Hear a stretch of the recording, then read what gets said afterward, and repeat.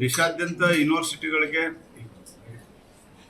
ಒಟ್ಟಾರೆ higher education ಯೂನಿವರ್ಸಿಟಿಯ ಇನ್ಸ್ಟಿಟ್ಯೂಟ್ಗಳ infrastructure ಇಂಪ್ರೂವ್ಮೆಂಟ್ಗೆ, ಮೂಲಭೂತ ಸೌಕರ್ಯಗಳ ಇಂಪ್ರೂವ್ಮೆಂಟ್ಗೆ PM ಉಷಾ ಉಚ್ಚ ಶಿಕ್ಷಣ ಅಭಿಯಾನದ ಕಾರ್ಯಕ್ರಮದಲ್ಲಿ ಬೇರೆ ಬೇರೆ ಯೂನಿವರ್ಸಿಟಿಗಳಿಗೆ ಅಗತ್ಯತೆಗೆ ಅನುಗುಣವಾಗಿ ಕೇಂದ್ರ ಸರ್ಕಾರ ಹಣವನ್ನು ಬಿಡುಗಡೆ ಮಾಡಿದೆ. ಅದರಲ್ಲಿ ರಾಣಿ ಚೆನ್ನಮ್ಮ ಯೂನಿವರ್ಸಿಟಿಗೆ ಒಂದು 100 ಕೋಟಿ ರೂಪಾಯಿ ಬಂದಿದೆ. ಗುಲ್ಬರ್ಗಾ ಯೂನಿವರ್ಸಿಟಿಗೆ 20 ಕೋಟಿ ರೂಪಾಯಿ, ಧಾರವಾಡ ಯೂನಿವರ್ಸಿಟಿಗೆ 20 ಕೋಟಿ ರೂಪಾಯಿ ಬಂದಿದೆ.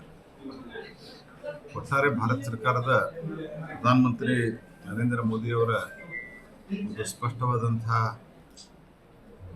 ಯೋಚನಾ ಲಹರಿಯ ಆಧಾರದ ಮೇಲೆ ಹೇಳೋದಾದರೆ, ದೇಶದಲ್ಲಿನ ಎಜುಕೇಷನ್ ಇನ್ಫ್ರಾಸ್ಟ್ರಕ್ಚರು ಇವು ಹೆಚ್ಚು ಒಳ್ಳೆಯದಾಗಬೇಕು, ಹೆಚ್ಚು ಅಪ್ಗ್ರೇಡೇಷನ್ ಆಗಬೇಕು.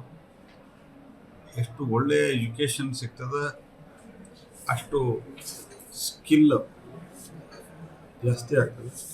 ಸ್ಕಿಲ್ ಜಾಸ್ತಿ ಆದಂಗೆ ನಮ್ಮ ಸ್ಕಿಲನ್ನು ಜಾಸ್ತಿ ಮಾಡ್ಬೋದು. ಜಗತ್ತಿನಲ್ಲಿಯೂ ಸಹಿತ ನಮ್ಮ ಭಾರತದ ಟೆಕ್ನಾಲಜಿಗಳಿಗೆ ಬೇಡಿಕೆ ಬರ್ತಾ ಇದೆ, ಭಾರತದ ಪ್ರಾಡಕ್ಟ್ಗಳಿಗೆ ಬೇಡಿಕೆ ಬರ್ತಾ ಇದೆ.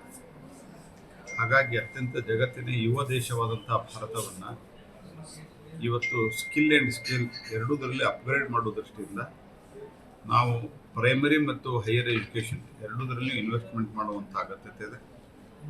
ಹಾಗಾಗಿ ಇತ್ತೀಚೆಗೆ PM ಪ್ರಧಾನಮಂತ್ರಿ ಪ್ರಾಥಮಿಕ ಶಾಲಾ ವಿಷಯದಲ್ಲಿ ಸಹಿತ ಪ್ರಧಾನಮಂತ್ರಿಗಳು ದೊಡ್ಡ ಪ್ರಮಾಣದಲ್ಲಿ ಅನುದಾನ ಕೊಟ್ಟಿದ್ದಾರೆ.